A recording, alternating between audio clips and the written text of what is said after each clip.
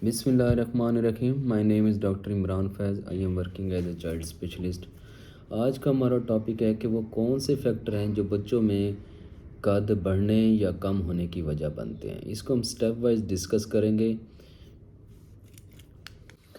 सबसे पहला फैक्टर है जेनेटिक मेकअप, यानी कि बच्चों में कद ज़्यादा या कम होने की जो सबसे बड़ी वजह है, जो कि मेडिकली 70% 70% हम काउंट करते हैं, वो माँ की कद और बाप की कद पे डिपेंड करता है। अगर आपके जेनेटिक्स में हाइट अच्छी है तो फिर चांसेस मैक्सिमम यही होंगे कि आपके बच्चे की हाइट भी अच्छी होगी। अगर मदर यानी कि पेरेंट्स की हाइट कम है तो फिर मैक्सिमम चांस यही होते हैं कि बच्चों में भी कद छोटे रहने की वजह हो सकती है। नंबर 2 पे है डाइट।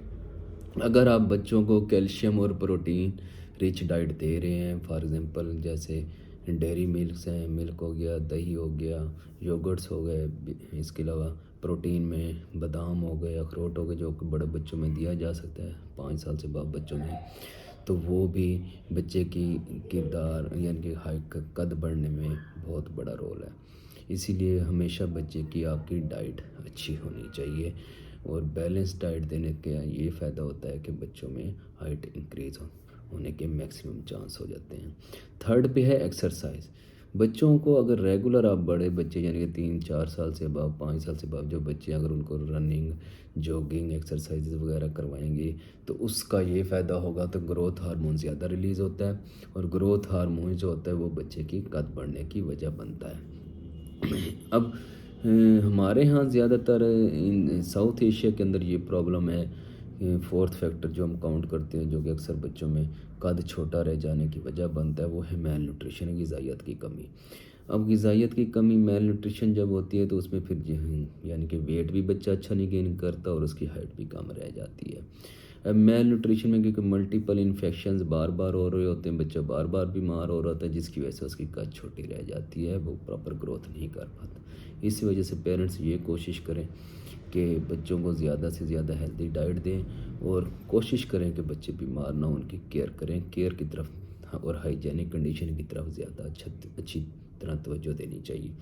इसके अलावा जेम्स फूड, अगर हम बच्चों में जिस तरह आजकल फैमिलीज़ के अंदर जो है जेम्स फूड बहुत ज़्यादा एक यानी कि ट्रेंड चल पड़ा है, बहुत ज़्यादा खिलाते हैं बच्चों को, वो भी बच्चों में कद छोटा रह जाने की एक बहुत बड़ी वजह है, क्योंकि जेम्स फूड जो है वो ग्रोथ हार्मोन रिलीज़ होने से रोकता है, जिसकी वजह से बच्चों में कद यानी कि हाइट कम रह जाती है और विड्थ ज़्यादा होना शुरू हो जाती है due to fatty sales.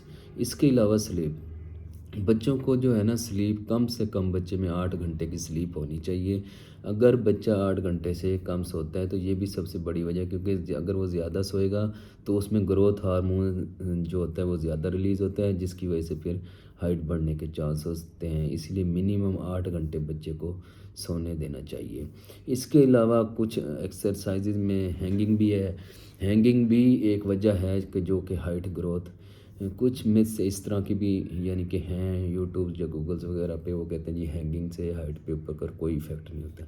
Hanging भी एक एक्सरसाइज की किस्म है, इसमें फिर वही यानी कि मिथ आ जाता है कि एक्सरसाइज जो होते हैं, साफ जी बात है मेडिकली हम इस चीज़ को एक्सेप्ट करते हैं कि हैंगिंग से ये होता है कि ग्रोथ हार्मोन बॉडी में रिलीज़ होता है, जिसकी वजह से हाइट बढ़ सकती है।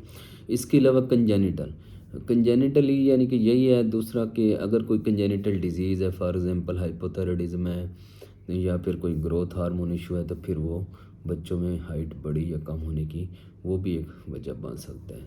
ये चंद फैक्टर्स थे जो हमने बताए हैं कि बच्चों में वो कौन से फैक्टर हैं जो कद बड़े या छोटे होने की वजह हो सकते हैं।